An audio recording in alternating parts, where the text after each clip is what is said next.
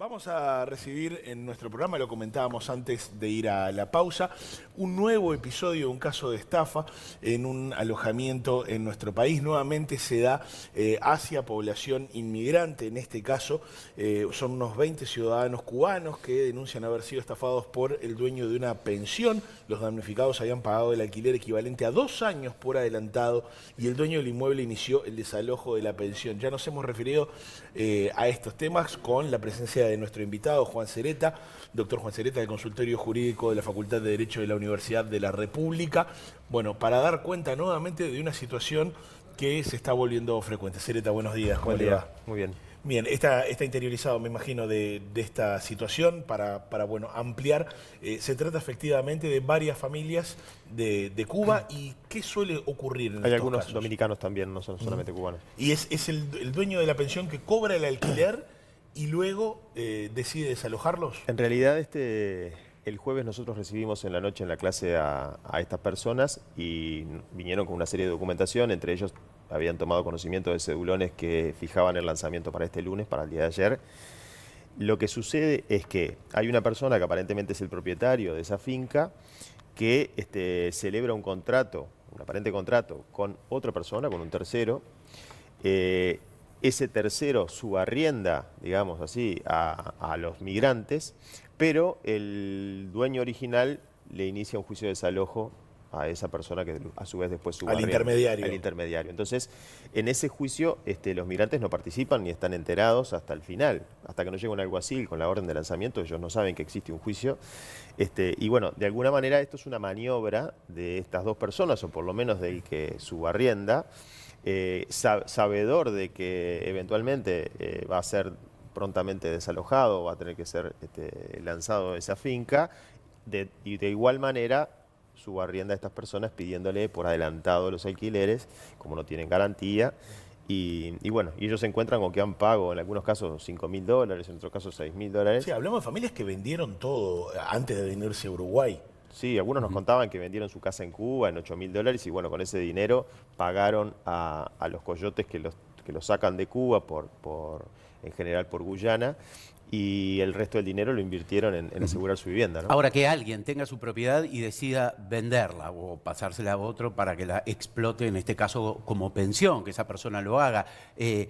¿Dónde se configura el delito? ¿Hay un delito en todo esto, más allá de apropiarse del dinero y no devolverlo? Porque si lo recibo y lo devuelvo, tal vez no. Pero ¿dónde se configuraría delito? Para nosotros se configuraría delito desde el momento en que hay un estratagema de parte de que figura como administrador. El intermediario. El intermediario. Correcto. Hay un estratagema porque mediante esa estratagema o engaño artificioso induce en error a estas personas que creen haberse asegurado la vivienda por 2 años, cuando en realidad él es sabedor que eso no va a ser así porque hay ya iniciado un juicio de desalojo y por lo tanto no va a poder cumplir con esa promesa que hace.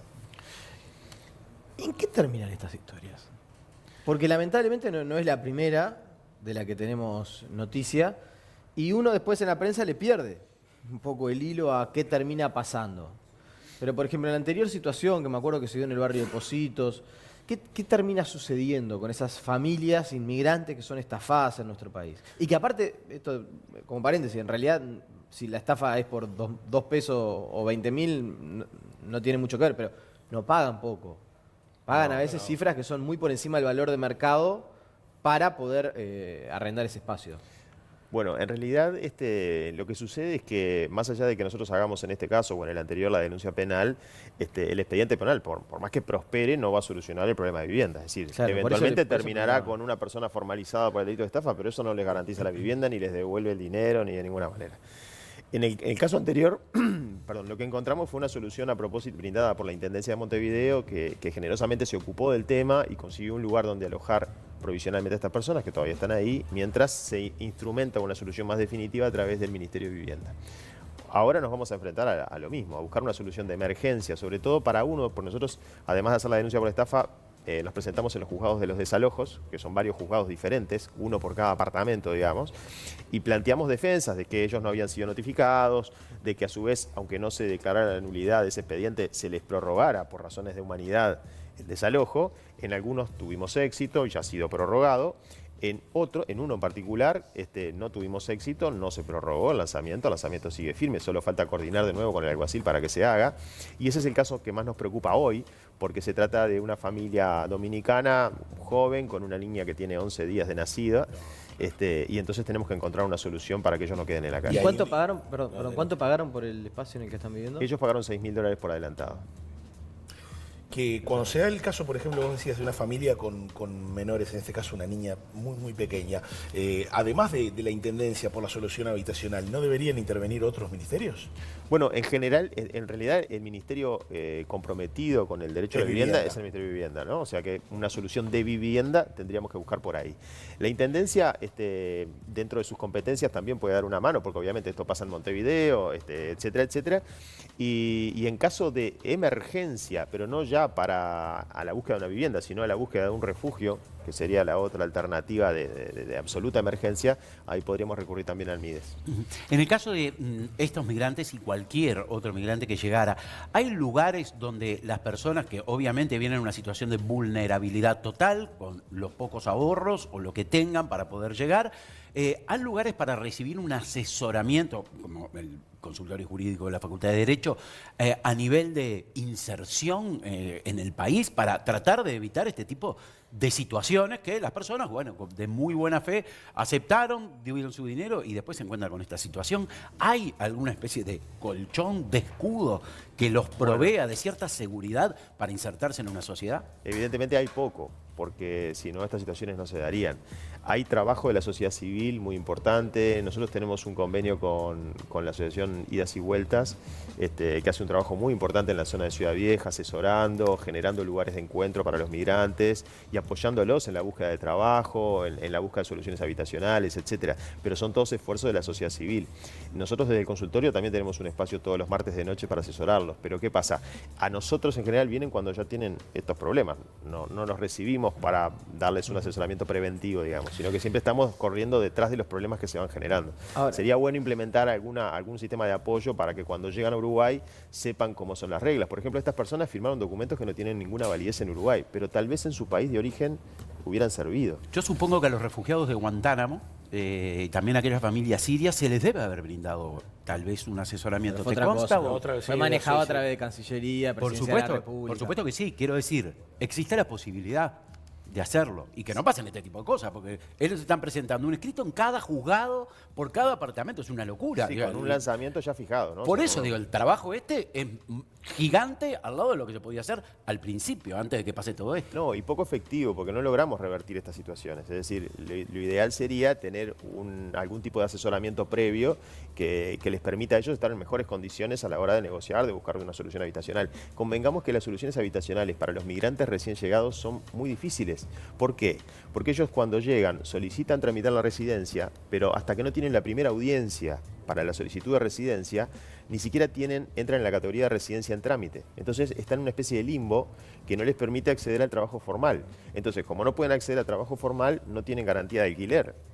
Entonces alguien con pocos recursos, sin posibilidad de acceder a garantías de alquiler, termina en un espacio, en unas opciones muy reducidas de vivienda, que son estas pensiones o pensiones irregulares o situaciones que se prestan a que personas inescrupulosas hagan este tipo de Más allá de la situación legal, y esta pregunta capaz que excede el rol estricto de abogado, pero sí de relacionamiento, de contacto con, llamémosle así, la comunidad migrante hacia nuestro país. De hecho, en las últimas horas hubo alguna declaración bastante polémica por parte de Edgardo Novik diciendo quiero poner por encima del trabajo de los inmigrantes, el trabajo de los uruguayos, están viniendo ahora que nosotros no tenemos trabajo. ¿Existe cierta xenofobia en nuestro país o seguimos siendo aquella sociedad abierta, plural, integrada que tanto a veces nos regocijamos? Y esa declaración tiene un tono xenófobo. ¿Y es parte de? ¿O es una expresión aislada? No, yo creo que es injusto generalizar. Hay gente muy generosa, hoy ponía el ejemplo de todos los voluntarios de Idas y Vueltas, que son uruguayos. Bueno, hay algún extranjero también, porque la directora es extranjera, pero en general uruguayos que trabajan todos los días apoyando a los migrantes. Es decir, sería muy injusto hacer una generalización sobre todos los uruguayos, hay gente muy solidaria. Pero bueno, pero también hay de nosotros. Bien, bueno, hay otros temas para hablar con el doctor Sereta. Días atrás compareció el ministro de Salud Pública, Jorge Basso, ante la justicia civil y ahora lo hará. Bueno, en realidad no compareció, perdón, ahora debió comparecer, no compareció, ahora el caso pasa a la justicia penal. ¿Qué interpreta usted de este movimiento o esta no comparecencia de Basso por el tema precisamente de la falta de entrega de medicamentos por parte del ministerio, sobre todo medicamentos de alto costo?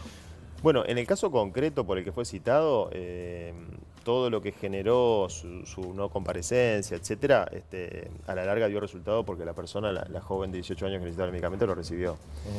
O sea que desde el punto de vista del caso concreto, todo eso hizo que ella recibiera, seguramente hizo que ella recibiera el medicamento que necesitaba. Desde el punto de vista genérico, es una visión un tanto desalentadora respecto al cumplimiento de las sentencias o al acatamiento de los fallos del Poder Judicial por parte del Poder Ejecutivo, que es algo que no es tradicional en Uruguay. O sea, Uruguay siempre se ha caracterizado por ser un Estado de Derecho en el cual los fallos se cumplen en general, salvo algunas excepciones que nos avergüenzan, pero en general se cumplen. Y el Poder Ejecutivo siempre había sido, el Poder Ejecutivo en Uruguay siempre había sido, repito, salvo alguna excepción, un Poder Ejecutivo que cumplía los fallos. Entonces, el no comparecer ante una petición de un juez civil, aunque el ministro entienda que tiene razón, y intentar dar las explicaciones a través de una conferencia de prensa no parece una buena señal para el funcionamiento del sistema. Haciendo una apuesta a punto en lo que va del año, permanentemente siguen recibiendo allí en el consultorio las denuncias de pacientes que no pueden obtener estos medicamentos. Llevamos 160 juicios en lo que va del año. En lo que va del año. Sí. Estoy tratando de sacar cuentas rápidamente, pero me da que esa razón de casi un juicio por día hábil. Es un juicio por día. Bien, bueno, esto es un tema que también vamos a retomar en cualquier otro momento. Quiero decir, porque me estaban escribiendo, y esto es interesante, que en el INPO hay una oficina pública para asesorar a los migrantes de forma gratuita, que se abrió hace 8 meses y que, entre otros, está atendida por un cubano. Pero yo incluso le planteaba a esta persona, a quien le agradezco la atención, es alguien que integra el gobierno y que... Sí, es bueno. Además, el INPO tiene en su página web tiene una cartilla de recomendaciones para migrantes. El problema es que a veces los uruguayos, y en esto hago también autocrítica, a la universidad le pasa lo mismo, tenemos un sistema diseñado para uruguayos. O sea, está fenómeno tener una cartilla en la web, está fenómeno, todo eso obviamente que a alguien le va a llegar, pero hay muchas de estas personas que si nosotros no vamos a donde están ellos, no vamos a llegar con la información. Yo le planteaba en el breve intercambio que tuve, porque me escribía, yo le decía que está bueno para difundirlo, porque la verdad me considero alguien bastante informado y desconocía que el INPO tenía una oficina para atender y asesorar a las personas que llegan al Uruguay, y está buenísimo que se sepa y que se pueda difundir y que sobre todo llegue a lo que decía Leo, ¿no? A gente que llega a veces que no tiene mucha idea, una mano atrás y otra adelante, a ver qué pasa, a tratar de salir de la situación de la que se van de sus países y bueno, que sepan que tengan una orientación acá. En el mismo aeropuerto deberían llegar y recibir la información, por lo menos de la existencia, no que pongan la oficina en el aeropuerto, pero de la existencia de la oficina. Sí, bajá del avión y te den el dato. En general, la historia de estas personas nunca se subieron a un avión. Bueno, pero ¿por dónde vienen? ¿Por dónde vienen? En el caso de los cubanos... La mayor parte, porque han venido en avión, eso seguro. Claro, porque, sí, por supuesto. Claro. Me refería a los cubanos. Los cubanos en realidad solo pueden salir, solo tienen posibilidad de salir de Cuba sin visa a Rusia o a Guyana. Entonces salen por Guyana sin visa, atraviesan la selva amazónica, incluso vienen navegando por el Amazonas, ingresan a Brasil de manera irregular y después en general intentan ingresar al Uruguay por el Chuy. Ahí el consulado del Chuy tiene una oficina donde ellos hacen su solicitud de refugio e ingresan al país en principio con estatus de refugiado. Hay un trabajo muy importante que se está haciendo en el consulado del Chuy. Ese sería un lugar, por ejemplo, pensando en los cubanos, para brindar todo este tipo de información. Hay algunas organizaciones sociales, por ejemplo, Idas y Vueltas también tiene una sede en el Chuy, que viene trabajando muy bien. Pero habría que apoyar eso, me parece, desde el punto de vista institucional, analizando, bueno, por dónde ingresan. Los dominicanos vienen por el aeropuerto, los cubanos vienen por el Chuy. No es tan difícil más o menos tenerlo en cuenta como para poder dar esa información. Doctor Juan Sereta, como siempre, un placer recibirlo aquí en Buen Día Uruguay. Gracias a ustedes. Seguiremos conversando de esto. ¿Cómo no?